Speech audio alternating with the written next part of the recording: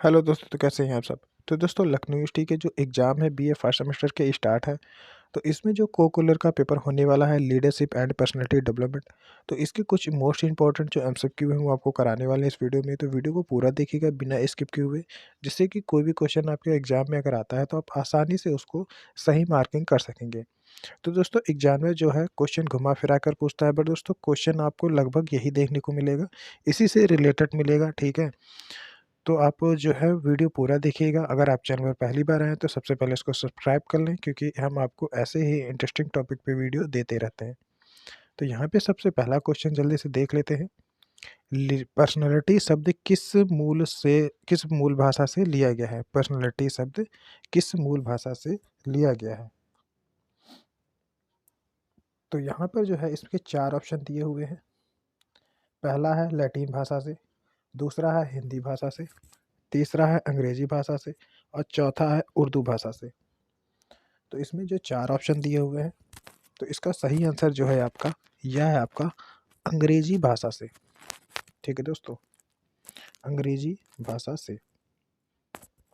उसके बाद अगला क्वेश्चन है पर्सोना शब्द किस भाषा से लिया गया है।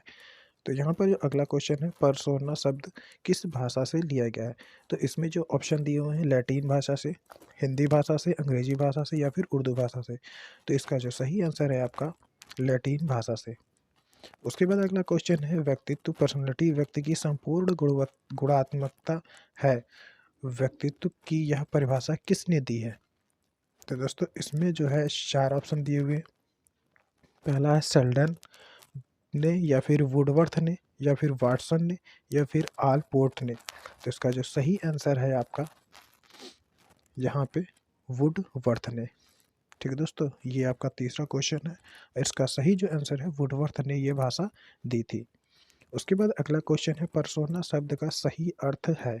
तो पर्सोना शब्द का जो सही अर्थ है वह क्या है दोस्तों।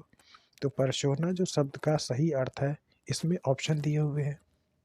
जैसे कि पहला है आपका खिलौना, दूसरा मुखौटा, तीसरा लकड़ी, चौथा उपरोक्त में से कोई नहीं। तो इसका जो सही आंसर है आपका, इसमें जो सही आंसर है मुखौटा।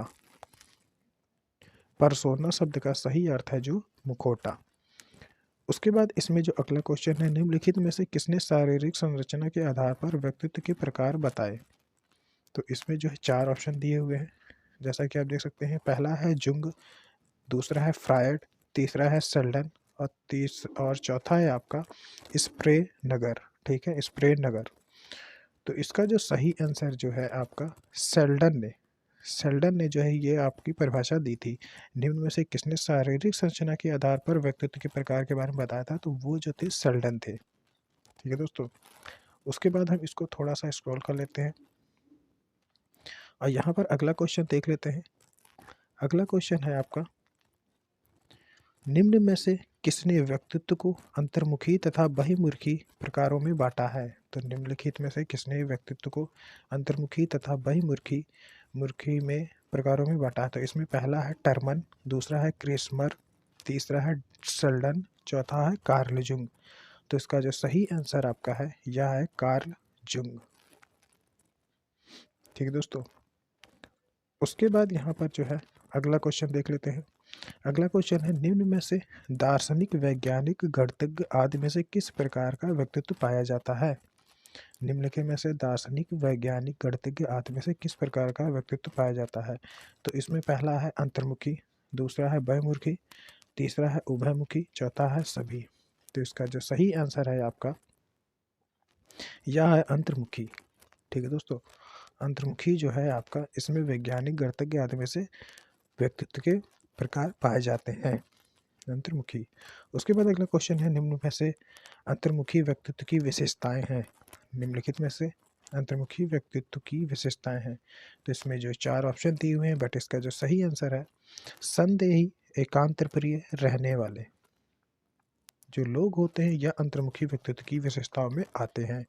संदेही, एकांत प्रिय, रहने वाले लोग। उसके बाद अगला क्वेश्चन है, निम्न में से गोलाकार व्यक्तित्व की विशेषता नहीं है। निम्न में से गोलाकार व्यक्तित्व की विशेषता नहीं है। तो इसके जो है ऑप्शन दिए हुए हैं। पहला है कद छोटा, शरीर भारी और मोटा, और सेकंड ऑप्शन है हंसी मजाक करने वाले लोग, या फिर सी ऑप्शन है खाने के शौकीन, या फिर डी है सामाजिक प्रवृत्ति के। तो इसमें जो है आपका डी ऑप्शन सही है। सामाजिक प्रवृत्ति के जो लोग होते हैं ये आपके गोलाकार व्यक्तित्व की विशेषता जो है नहीं है। उसके बाद इसमें जो है अगला क्वेश्चन है, क्रेस्मर के एथलेटिक प्रकार से व्यक्तित्व से मिलता जुलता व्यक्तित्व का प्रकार है। तो ये एक राइटर है, क्रेस्मर के एथलेटिक प्रकार से व्यक्तित्व से मिलता जुलता व्यक्तित्व का प्रकार है।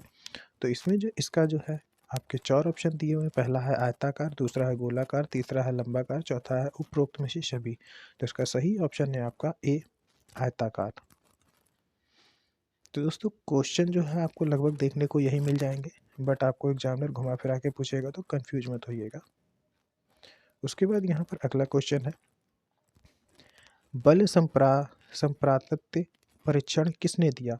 तो बाल संप्रातत्य परीक्षण जो है किसने दिया। तो ये जो है आपके पहला ऑप्शन है लियोपोल्ड बेलोक ने, या फिर मोर्गन ने, या फिर टेंडलर ने, या फिर आईजेंक ने। तो इसका जो सही ऑप्शन है आपका ए ऑप्शन सही है। ये आपके थे लियोपोल्ड बेलोक ने।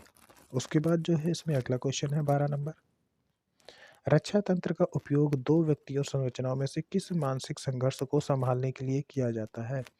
तो इसमें जो 4 ऑप्शन दिए हुए हैं, पहला है ईद परा अहम, दूसरा है अहम और इदम, और तीसरा है अहम और अवचेतन, और डी है अहम और परा अहम। तो इसमें जो है आपका पहला है आईडी एंड सुपर ईगो, यानी कि ईद और परा अहम, ये ऑप्शन सही है। उसके बाद है 13 नंबर क्वेश्चन, फ्रायड में कौन सी मूल प्रवृत्ति पर अधिक जोर दिया जाता है। तो इसके जो है 4 ऑप्शन दिए हुए हैं, पहला है संचय प्रवृत्ति, दूसरा है रचना प्रवृत्ति, तीसरा है काम प्रवृत्ति, और डी है ऑप्शन एकांत प्रवृत्ति। तो इसमें जो है इसका सही ऑप्शन है आपका काम प्रवृत्ति जो होता है, यह आपका मूल प्रवृत्ति पर अधिक जोर दिया जाता है, काम प्रवृत्ति। उसके बाद अगला क्वेश्चन है, व्यक्तित्व का कार्यपालक कहलाता है। तो व्यक्तित्व का कार्यपालक जो होता है ये आपका डी, 4 ऑप्शन दिए हुए हैं, इदम अहम और परा अहम और उपयुक्त सभी। तो इसमें जो है इसका सही ऑप्शन है परा अहम। उसके बाद यहाँ पे 16 नंबर क्वेश्चन देख लेते हैं, 15 नंबर, नैतिकता के सिद्धांत पर काम करता है। तो नैतिकता के सिद्धांत पर क्या काम करता है, आपका नैतिकता के सिद्धांत पे जो है इदम अहम, परा अहम और लिबिडो, ये 4 ऑप्शन दिए हुए हैं जैसा कि आप देख सकते हैं। तो इसका जो सही आंसर है आपका परा अहम। उसके बाद इसमें अगला क्वेश्चन है, बच्चे का विकासशील व्यक्तित्व किसके द्वारा प्रभावित होता है। बच्चे का विकासशील व्यक्तित्व किसके द्वारा प्रभावित होता है। तो इसमें जो है ए ऑप्शन है व्यक्ति के शरीर के ग्रंथियों में द्वारा, बी है विद्यालय में प्राप्त अनुभवों द्वारा, सी है परिवार द्वारा, डी है ग्रंथियों परिवार और विद्यालयों में प्राप्त अनुभवों द्वारा। तो इसमें जो है सही ऑप्शन है ग्रंथियों परिवार और विद्यालयों में प्राप्त अनुभवों द्वारा।